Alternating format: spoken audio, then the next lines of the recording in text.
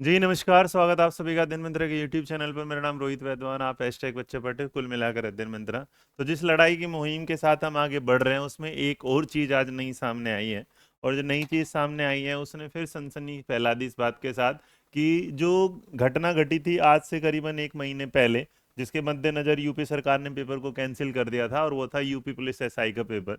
तो जब जांच चल रही थी तो जांच चलने के दौरान अभी पता चला है इस बात के साथ कि जो बीपीएससी का जो पेपर है ये उन्होंने ही लीक कराया है। जिन्होंने क्या कराया था, जिन्होंने यूपी पुलिस का पेपर लीक कराया था।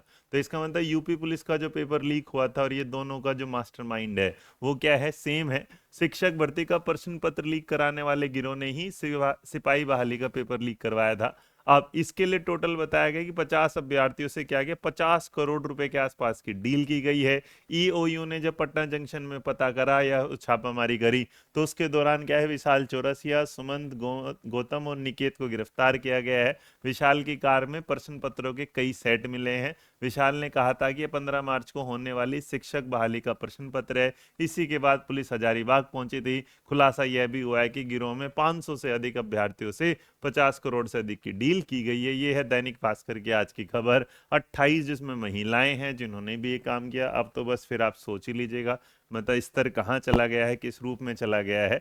और एक सबसे बड़ी बात इसके साथ कि जो बीपीएससी स्टाफ है, यहाँ पर इन्होंने ये भी कि जो बीपीएससी स्टाफ ही मिला हुआ है इसमें, किसमें, पेपर लीक में। तो सोचिएगा जहाँ से पेपर बन रहा है वहाँ पेपर छपने से पहले लीक हो रहा है, तो क्या ही हमारा युवा का वो रहा है। पहले तो सरकारी नौकरी आती नहीं, और अगर सरकारी नौकरी आती है तो हाल कुछ इस तरीके साथ है कि परीक्षा माफिया, पहले रेत माफिया होते थे, ये माफिया होते थे, आजकल परीक्षा माफिया हो गए। क्योंकि शायद कमाई का सबसे बड़ा साधन हो गया ये कि देश में रोजगार टाइम पे आता नहीं, और अगर रोजगार टाइम पे नहीं आता तो गिनी चुनी जो भर्तियां आती हैं उसको पाने के लिए हर तरफ से जो भीड़ उमड़ती है, उस भीड़ के इमोशंस का फायदा उठाते हैं माफिया। पैसे के दम पर ये पेपर लीक कराते हैं, फिर पैसा लेते हैं, फिर उसको पास कराते हैं जो कभी पास नहीं हो सकता था, या उसको पास करा देते हैं जो शायद उस चीज के लिए बना ही नहीं है। क्योंकि एक जो बच्चा अपने घर पर बैठकर पढ़ रहा था, रातों की नींदों की सबकी कुर्बानी दे रहा था, उसे क्या मिला आखिरी में, पेपर लीक।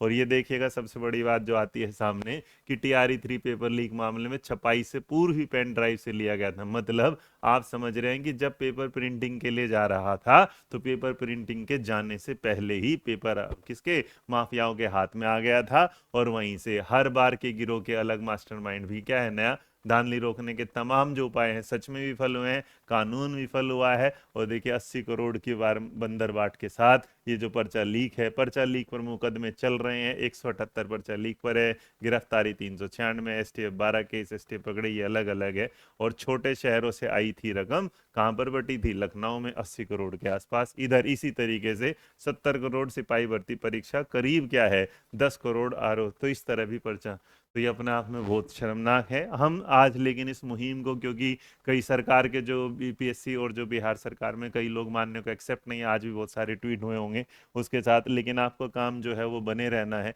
और आपको छोड़ना नहीं है। आज भी सुबह सुबह मैं ट्वीट कर चुका हूँ, तो आप लोग भी सुबह जाएंगे अभी के अभी फिर दोबारा से रीट्वीट करेंगे। क्योंकि हमारा जो काम है हम उसे बिल्कुल भी क्या है, पीछे नहीं जाने वाले। कहीं ना कहीं हमारा जो होगा हम जीतेंगे, ये हमें पता है। इस बात के साथ ना पहले कोई शक था ना अभी कोई शक है। बस ये ध्यान रखिएगा कि मेहनत ना कम नहीं होनी चाहिए, क्योंकि अगर ये मेहनत कम हो गई तो गड़बड़ हो जाएगी। और ये रहा, सुबह भी हम लोग इस पर ट्वीट कर रहे थे, तो आप ना पेपर प्रिंट से पहले हो गया था पेपर लीक। प्लीज इसे रीट्वीट करते रहिएगा। मैं खुद बार बार, आपकी संख्या दिन प्रतिदिन बढ़ नहीं रही, घट रही है। और याद रखिएगा आपका घटना आपके इस आंदोलन को क्या कर देगा, कमजोर। मैंने पहले ही कहा था 22 तारीख को आ रहे हैं, तो 22 तारीख को अगर आ रहे हैं तो 22 जो मार्च होगा बिहार दिवस, वो अपने आप में एक ऐतिहासिक दिन होता है बिहार के लिए। और शायद उसी ऐतिहासिक दिन में एक इतिहास और रचा जाएगा कि पेपर लीक पर ही है। तो याद रखिएगा मैं पहुंच रहा हूँ कब, 22 मार्च को, कहाँ पर, पटना में। तो आप शांति प्रिय, उस आंदोलन होगा वो हम बाद में सोचेंगे, पहले एक बार मिल लें, बीपीएससी से मिल लें, वहाँ के जो भी नेता, राजनेता, कुछ लोगों से, ताकि इसका सोल्यूशन जल्दी से जल्दी निकल पाए। मैं तो ये भी कि अगर 22 से पहले निकल जाए, कभी भी निकल जाए, बस निकल जाए। खुश रहिए, मुस्कुराते रहिएगा। बट प्लीज़ स्टिल मैं बोल रहा हूँ कि आप लोग जब तक ये नहीं करेंगे तो ट्वीट करते रहिएगा। ये आपके लिए भी ज़्यादा ज़रूरी है, हमारे लिए भी ज़्यादा ज़रूरी है, देश के भविष्य के लिए भी ज़्यादा ज़रूरी है। जय हिंद, जय भारत, नमस्कार।